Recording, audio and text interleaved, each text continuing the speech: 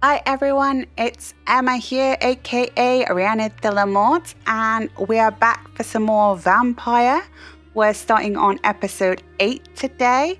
In our last episode, we went into Darius Petrescu's house, spoke to him a little bit, and then we went on to speak with Nurse Crane to get her to stop blackmailing Lady Ashbury. We created a deal that meant Nurse Crane will supply us with ingredients and equipment, and we'll fund her clinic. So we haven't directly stopped the blackmail per se, but we are funding her in a different manner, which hopefully means she'll stop blackmailing Lady Ashbury in return. And then we also rescued Cadogan Bates, found the headache recipe, and beat the Sheen brothers on our way back to the Pembroke Hospital. So let's get started, shall we? Okay, so we're back at the Pembroke and we need to report to Lady Ashbury. I did forget that we also completed Thelma's quest while we were in Whitechapel too at the end of last episode. So yeah, let's just go and report into Lady Ashbury.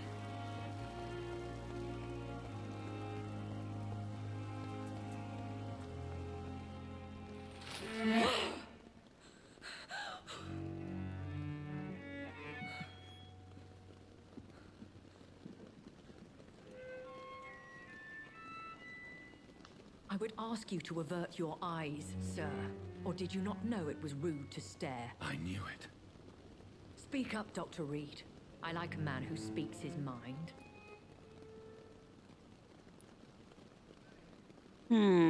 Yeah, let's go this one. True appetites behind a facade of compassion. Bravo. Very clever indeed. Spare me your sarcasm, Jonathan. You are but newly born in this world.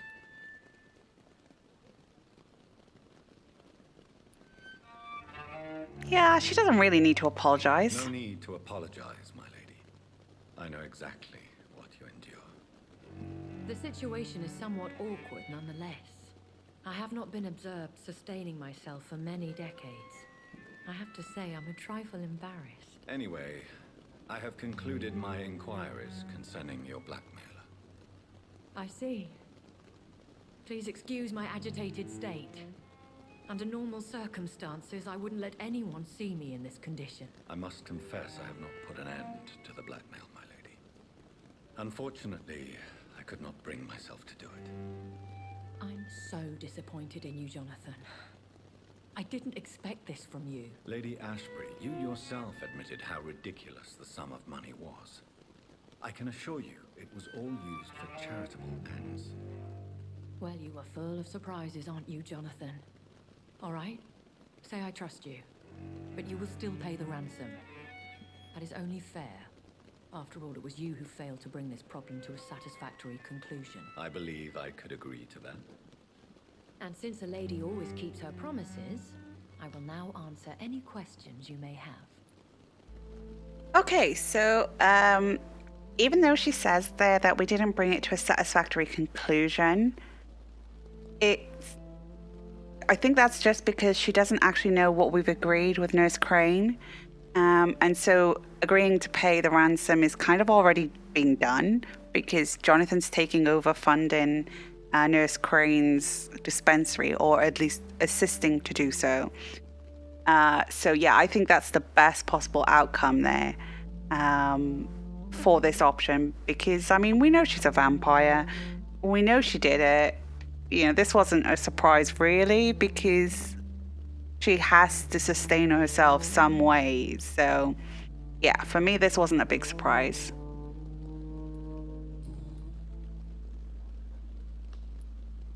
I've been away from London and England for 3 years. This isn't the city I remember. Things have gone from bad to worse here, Jonathan. I've lived in this city for a long time, and I've never seen it like this. The Spanish flu has hit London that bad. Yes, but it's not just that. I've heard things. Things I've not heard for a very, very long time. There are whispers in the shadows. Something far worse than the Spanish flu is here in the city. What is it you fear? Fear has long since flown this form. But there is something malevolent circling us. I feel fear is merely waiting in the wings. Are there many vampires here in London? Immortals are of a rare breed, and we often tend to hide. But you may occasionally meet some of us at night. Will they all be as affable as you, my lady? I do not see why not. But remember, even the shark smiles before he bites. That sounds like a lesson from experience. Vampire politics are as intricate and sometimes tedious as a game of chess in a gentleman's club. I've learned from experience it is best to decline to play. Do you know any of them? Have you an idea of the identity of the vampire who attacked me? You mean your maker? No, Jonathan, I have no clue. But I fear he or she is as careless as cruel. To let you discover your new condition by yourself. What do you mean? Every now and then, you may discover an immortal in the deep of the night. But we are a rare and reclusive breed. Our progeny is almost never accidental. When I awoke, changed, I was chased and attacked by vampire hunters. Prepared and well-trained. Though I can't be certain, more than likely it was the once glorious Guard of Priwen.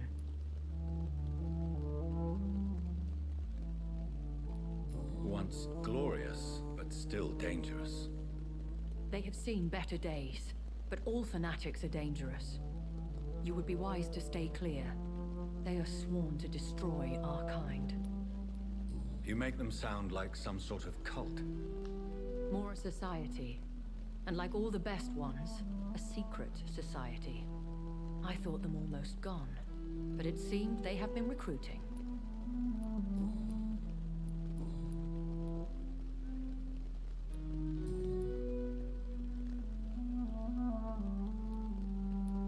Why does Dr. Swansea allow you to feed on the patients of the hospital? Dr. Swansea is a good and compassionate man. He is trying to find a solution for our hunger. Until that happens, he is clever enough to understand that I only feed upon the dying. What do you know about this Brotherhood of St. Paul's Stole? The Brotherhood is well known amongst London vampire society. As long as our kind is discreet, and as long as they do not interfere, we have come to a mutual understanding. And no one suspected you of the murders?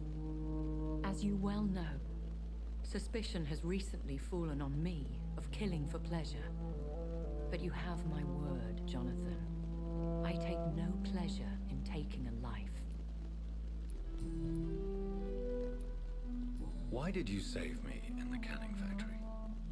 I could hardly stand by and watch such a promising young blood as yourself be torn to shreds by some gutter scowl. William Bishop wasn't the vampire that created me then? No, Jonathan. Whatever their strength and demeanor, Skulls are the progeny of careless vampires. It cannot be the other way round. What type of vampire is a Skull? Not a true vampire. The deformed offspring of lesser vampires. It is a shame these creatures run wild, slaves to their baser instincts. I know this is beyond the pale, but may I inquire your age? Really? And I thought you were gentlemen. If you must know, I'm 27. I've been 27 for a long time now, and 27 I shall remain. And who bestowed upon you this eternal youth? My maker. He left this isle a long time ago. Very well, but I believe there is more to this than you are saying. A lady has to have some secrets.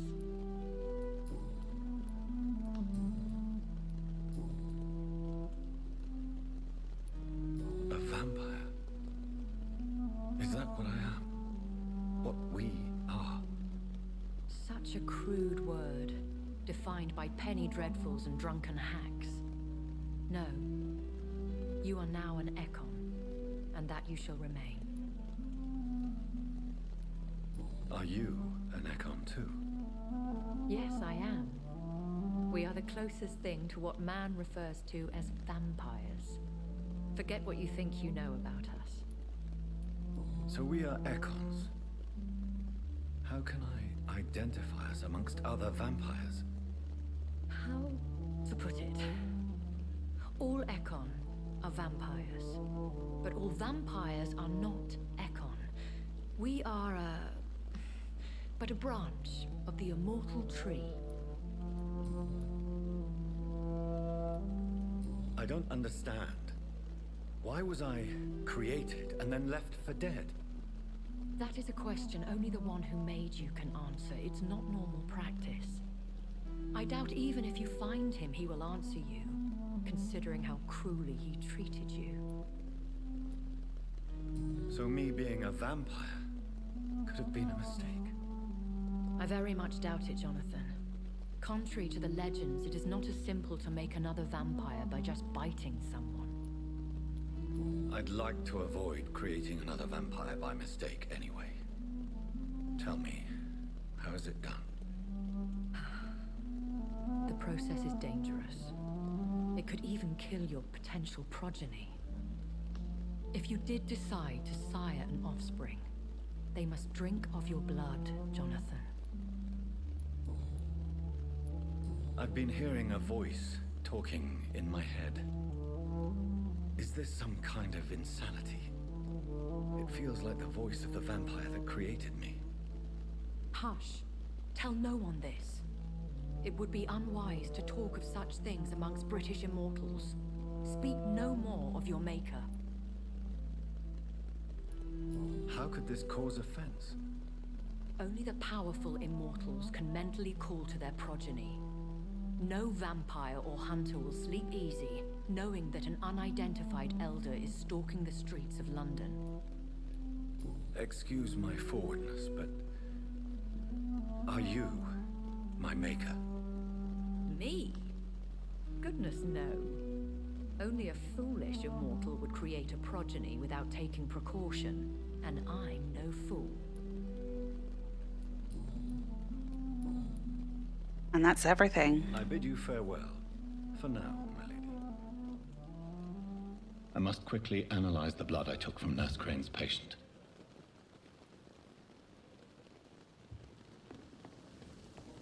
Yeah, let's just go do that.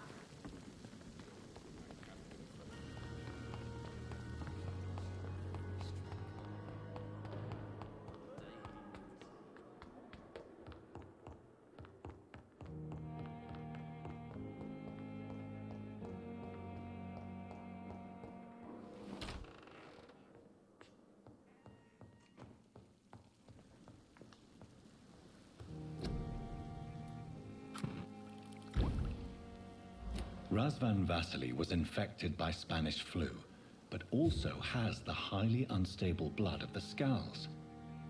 Is the London vampire epidemic transmitted through the flu? I should talk to Dr. Swansea about it.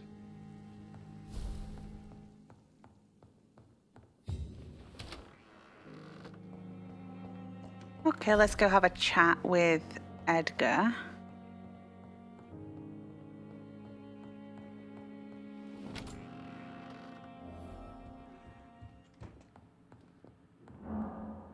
Evening, Edgar. Could I get your professional opinion? Please speak, but I have something important to tell you. This strain of flu, it's very different from the one I saw in Europe. It's downright peculiar. Really? What makes you say that? Well, we did analyze the blood. I've just looked at the blood of one of our recently deceased. I see. Do you have anything more to go on? This disease spreads and looks like the Spanish flu, but its effects differ greatly. The London strain is different from the continental one. This is very interesting. Did you find something else? I'm gonna say nothing I can I share. have a few leads, but nothing I can share for now. I need more time and more evidence. I'd be interested to hear your thoughts on the matter. There's a lot we're not seeing here, but it is spreading, and quickly. If we don't act, the whole city could be lost. But Jonathan, we've a fantastic opportunity sitting right here in front of us. A weapon of choice. What on earth do you mean? Why, you, my dear boy. With your expertise and your blood, we could isolate the properties that course through your veins. Think about the possibilities. I think that's a stupid idea, Edgar. But the risk of infection using vampire blood could compound the situation. I know, but your blood now carries remarkable regenerative properties. With our minds and your blood, there's nothing we couldn't cure. We'll discuss this more later. Thank you for your time. No, thank you, Jonathan. But as I said, I needed to talk to you. I have some rather bad news. Yes? I'm afraid it's your sister. My sister? She's to be buried this evening at Whitechapel Cemetery. Your mother published the obituary this morning. I see. I'm sorry, Jonathan. Please accept my condolences. Oh boy. Do you have anything else? I need to talk to you, Edgar. Please do so. Ah, we do. So, let's talk about the Do you know hunters. anything about the vampire hunters in the East End? Without a doubt, it's the Guard of Prewen. Zealots to the last man. Where do they come from? Once they shared the Brotherhood's ideology on non-intervention, but they concluded vampires were a scourge. They're definitely well organized and equipped. They're extremely dangerous and not to be trifled with. To them, you're a feral beast, and I, your accomplice.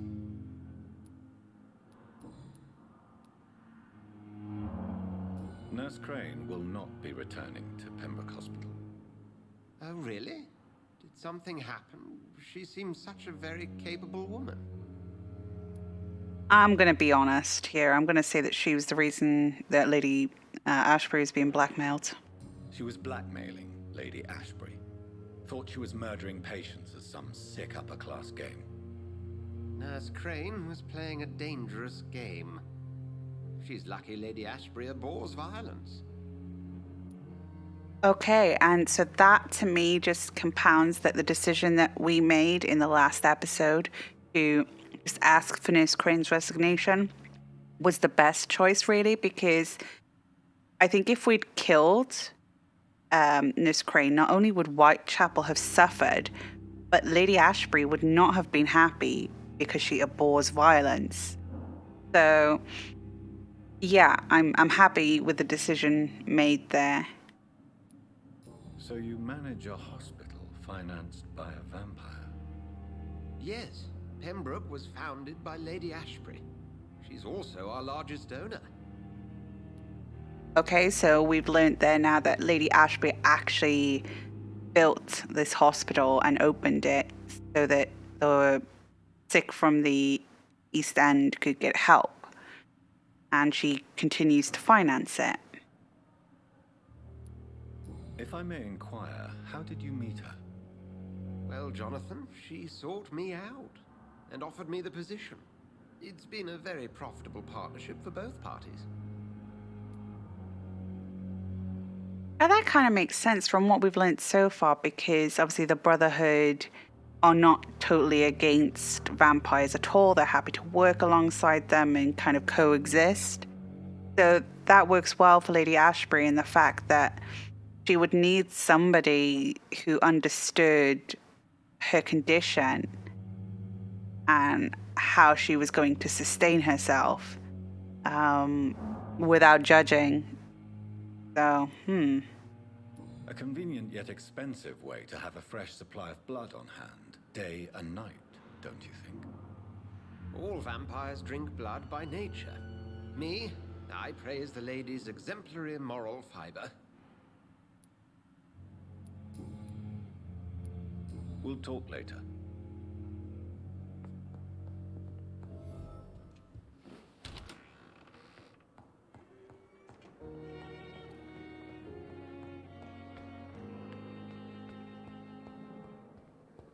Selma. Good evening, Miss Howcroft. How are you tonight? I need blood, Doctor. Warm, rich, vibrant blood. I have made inquiries about the men who were tracking you, Miss Howcroft. I did not expect a mortal to have this sort of courage. Speak, Doctor. Why are they hunting me down? It was a misunderstanding. These hunters were in fact looking for a very different creature, but they mistakenly put their sights on you. I knew it. I have become undone. Those hunters have discovered me, but they don't know what I'm capable of. If you'll accept some advice from a petty mortal, I think you should assume a low profile and just quietly disappear into the shadows. You are right. And you have served me well, mortal. Take this as a reward for your time. Perhaps I will allow you to drink deep of my blood. One day. Thank you. I'll keep that proposition in mind. I'll leave you, Mistress of the Dark, to your nocturnal activities.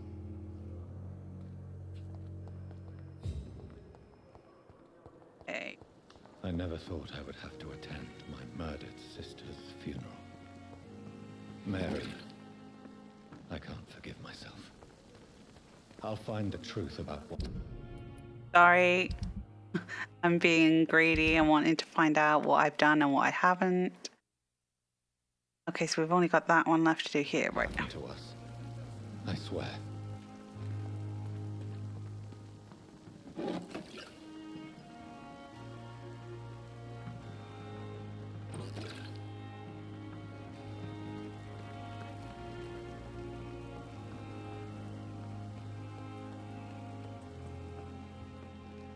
Jonathan, are you all right? Yeah, so this is a section of dialogue that a lot of people miss, but we'll go through it. Words cannot describe the emptiness. I'm here for you, Jonathan. If you ever need to talk. Tell me, why do you finance this hospital? I'm lucky to be in a privileged position to help those less fortunate. Kindness takes the edge off the years.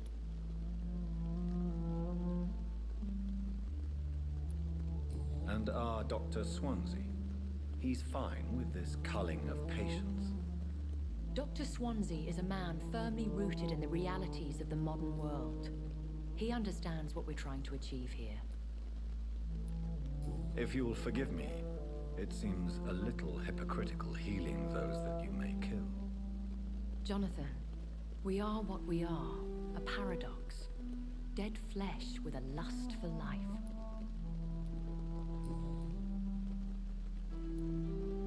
How do you live with the guilt? I can't answer that, Jonathan. But we have to accept our nature. Nothing good can come of fighting who we are. Have you ever killed family? I will not answer that. In time, perhaps. Have you killed someone you've known? Jonathan, have you forgotten what I do here? I need to meet the men and women I kill. Could I ask you some delicate questions? Ask, and I will answer if I choose. There's so much I want to know. I mean, what? Where? Who? Slow down, Jonathan. And please, not all questions should be answered. Please tell me. Are you Lady Ashbury? Is that your real name? Yes and no. I was born Elizabeth Samantha Mary Englewood. Out of pure vanity, I cannot tell you when I was born. Okay, so we've learnt Lady Ashbury's name is Elizabeth Samantha Mary Englewood. So my thoughts from that is that the title, so the lady aspect of her name, is through property rather than through peerage. I mean, you don't live here. I have a house in London where I reside with my daughter. A daughter? Is she, No. Charlotte is a perfectly normal young lady. And if you must know, I adopted. Perhaps you'll meet her someday. So we now learn a little bit more information about her. So we know she has an adopted daughter called Charlotte. I'll see you later.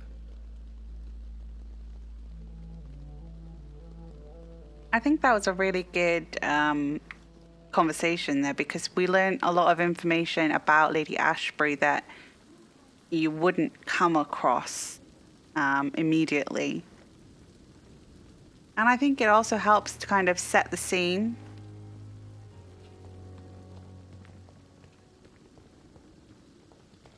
Let's have a chat with Milton a second. Good evening, Milton. Good evening, Doctor. Still trying to save lives?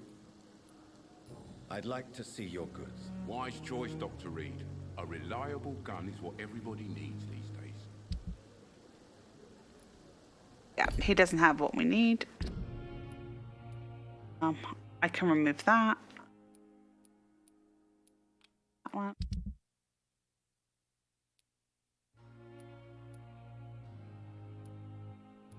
I've done Mortimer's quest. I don't even have Mortimer's quest. Right, let's go have a chat with Mortimer.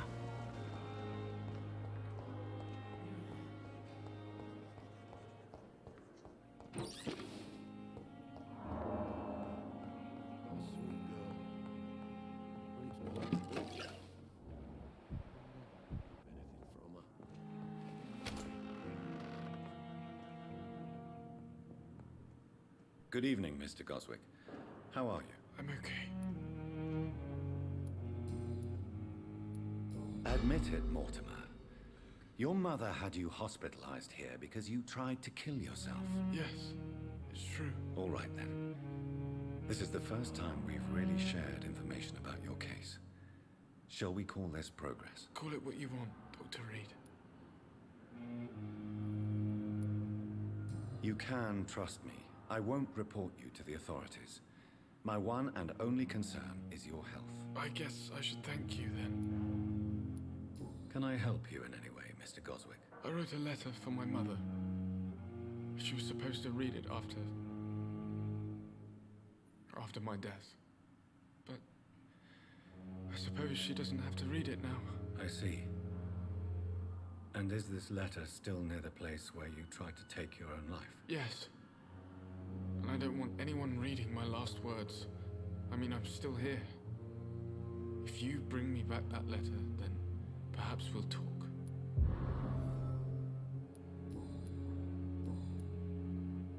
I have to go now, sir. But don't hesitate to contact me if you need any help. Good evening, sir. Doctor. Okay. Let's track Mortimer's quest.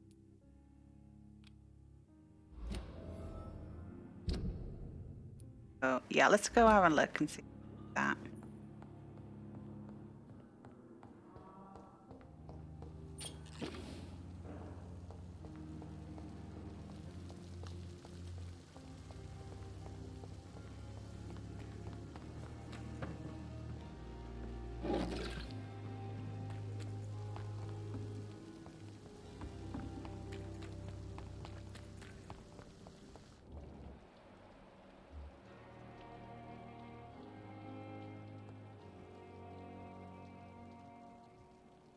Ah, right. Okay, I just remembered. The reason why we can't see Oswald is because we've not actually slept since we rescued him.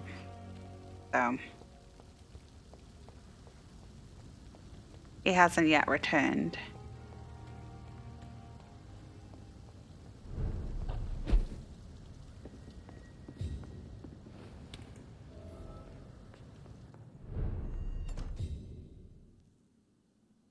Wow, Mortimer, your place is a pit. Folded letter. My dear mother, when you find this letter, I'll be gone. I want to let you know that I don't leave because of you. I leave this world because of the crushing weight that existence puts on me. These times are too much for me. Sometimes I feel like Baldier's verses have been written as an echo of my own heart. When the low, heavy sky weighs like a lid upon the spirit aching for the light, and all the wide horizon's line is hid by a black day sadder than any night. It's as beautiful as it is painful, Mother. I can't suffer it anymore. I don't want you to try and convince me. It would only delay the inevitable, for I would do it again if by any chance you managed to save me once. Farewell, your son, Mortimer. What I love is that the actual graphics are written exactly as the text is on the right-hand side. I think it's brilliant. Well done to the team that, did all the artwork on In that. this letter, Mortimer Goswick does nothing to hide his desire to die. I could give it to his mother, but doing so would betray his trust.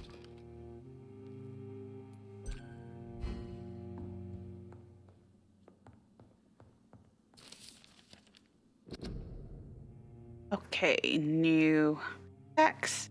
Fertile is the belly of the beast. Vampires create their foul progeny with blood. We all know that. Some of us witnessed the process even. But what is really going on there? Is it the only way for a vampire to breed? Let's review what we know so far. When willing to create a progeny, a vampire will not bite, but give its blood to drink.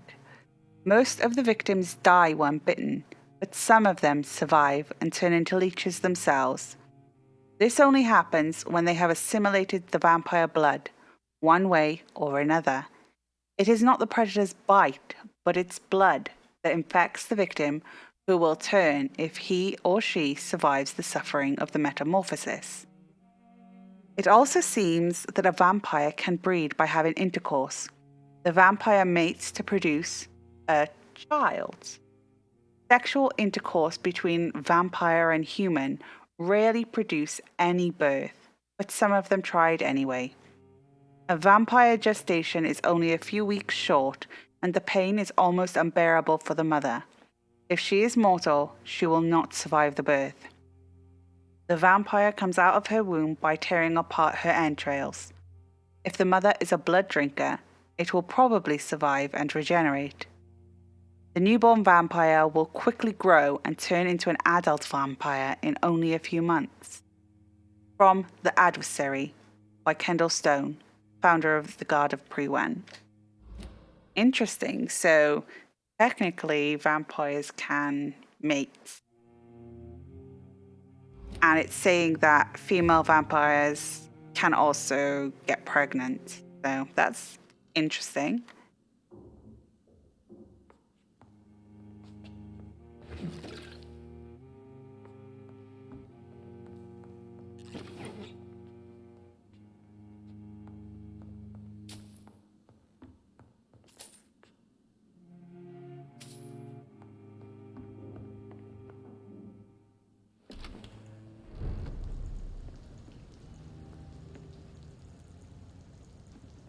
Yeah, so this is the back way, so let's go back out the front way. That's the bedroom.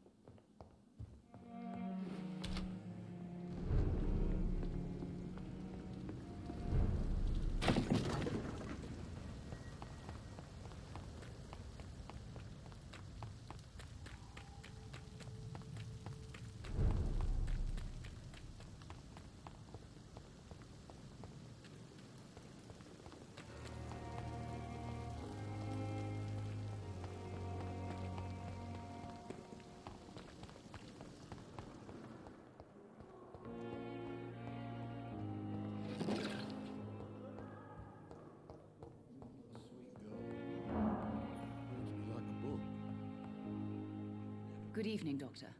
How is my son doing? No, Beatrice, I don't want to speak to you.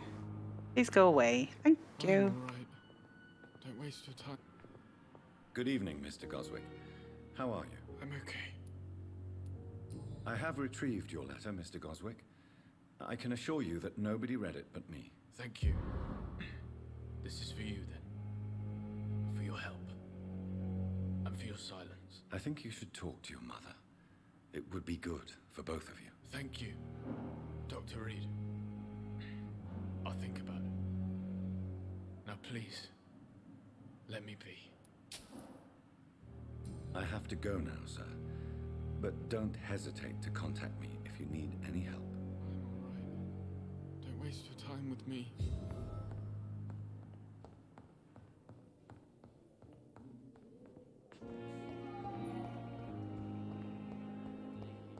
Okay, I think I'm going to go and evolve.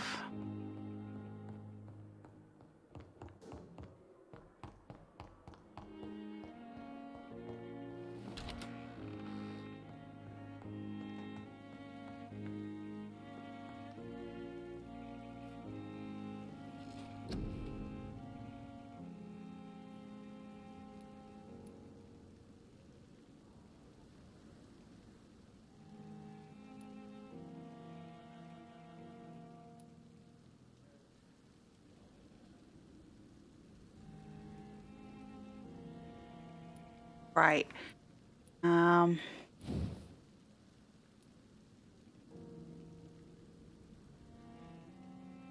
Do that.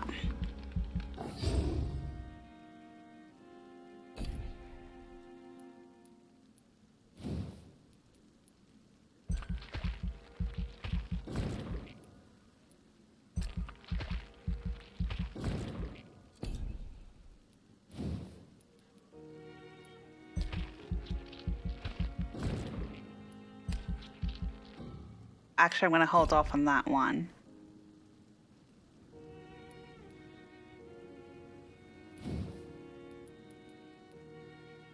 I'm going to get Abyss.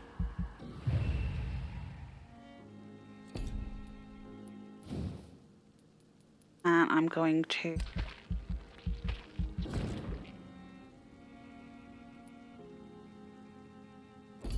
Do I then want to... Which one do I want?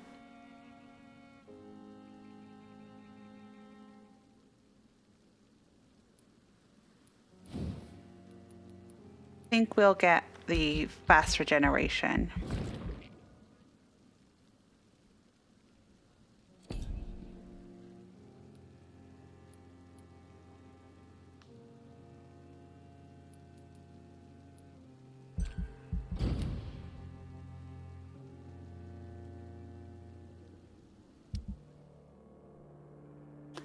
Okay, futile police raids in Whitechapel.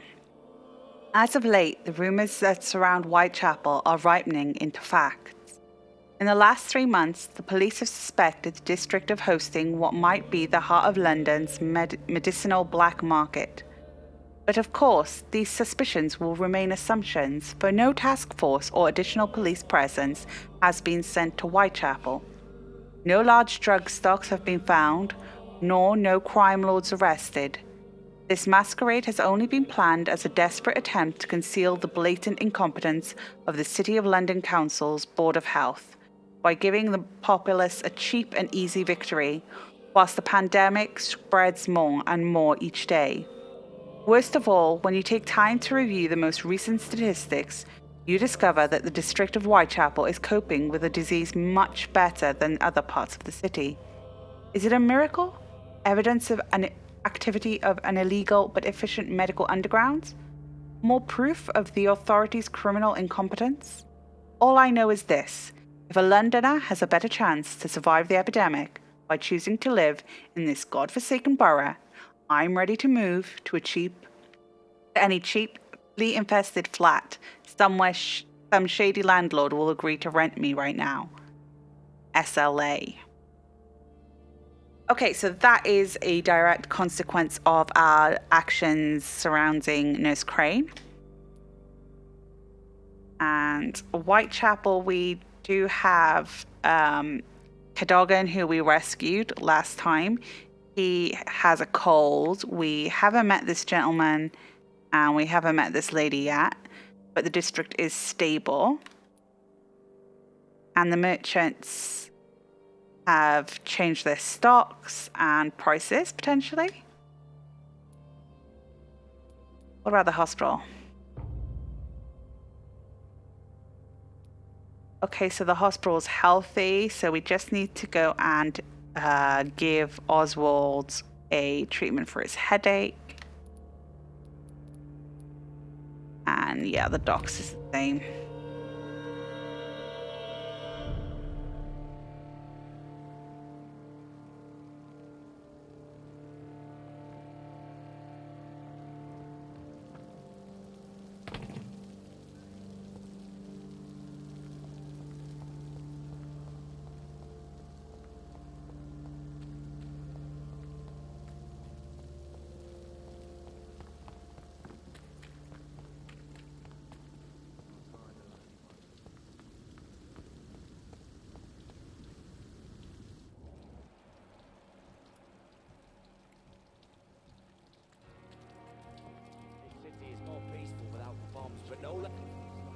Hello again, Mr. Thatcher.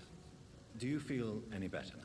Yes, this neighborhood may stink of dog shit and reek of piss, but to me it smells like the purest mountain air.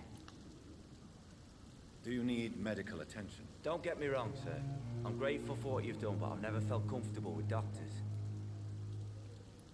I'm certain you have your reasons, but let me assure you, I'm not like other doctors you may have consulted with. It is true. You risked your life to save me, after all. It would be impolite to refuse your counsel. Goodbye, Mr. Thatcher. Try to take care of yourself.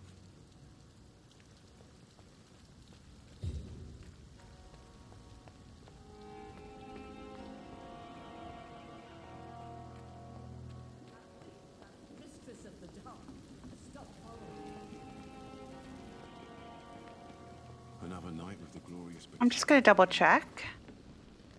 Yes, Jonathan. May I help you? Yeah, so we've spoken about everything with her. And